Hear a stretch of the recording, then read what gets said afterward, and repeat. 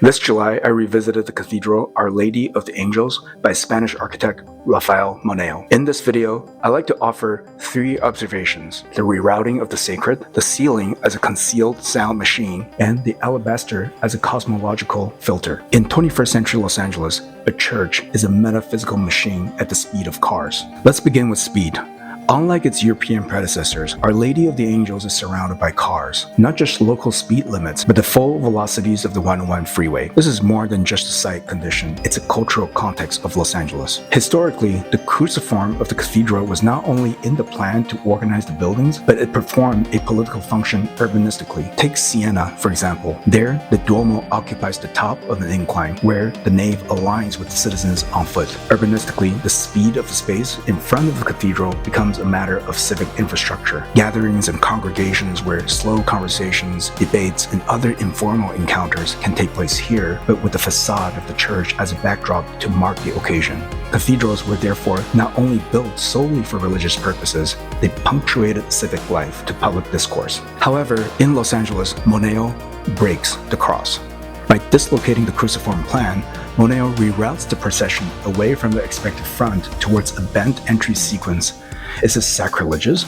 No, this is a high-wired typological risk to respond to an infrastructural grammar of a high-speed city. Along its Grand Avenue elevation, this is where one would anticipate to find the cathedral's primary entry.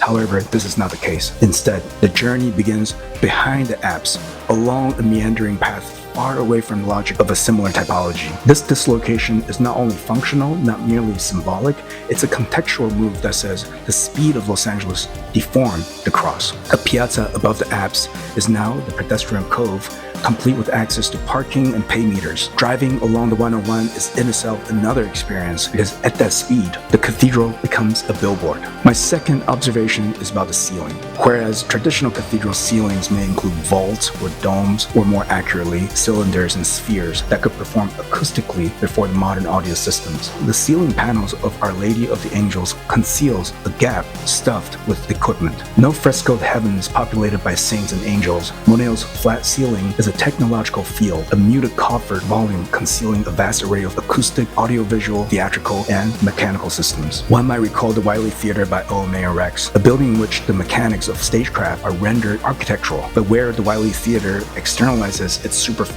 Moneo internalizes it. The ceiling asks a question of typology today. Are cathedrals no longer purely religious, but more similar to concert halls and theaters? In this case, a hybridized vessel of assembly and performance where the spiritual is inseparable from the technical and the theatrical. My third observation is on the translucent alabaster. In place of stained glass windows, you'll find thinly cut alabaster backlit by daylight. Where the medieval cathedral used stained glass to communicate the Bible, telling stories to a primarily illiterate public through luminous graphic narratives, Moneo offers an abstraction where the saints, annunciations, and gospel icons dissolve into cosmic patterns. In our current era where most people can read, the Bible does not need to be illustrated. However, in the alabaster, in place of the stained glass window, another secret of the universe is on display. Through the swirls and patterns in the marbling of the material, an unreadable story is yet again in front of us. Its patterns recall neither heaven nor earth, but something in between.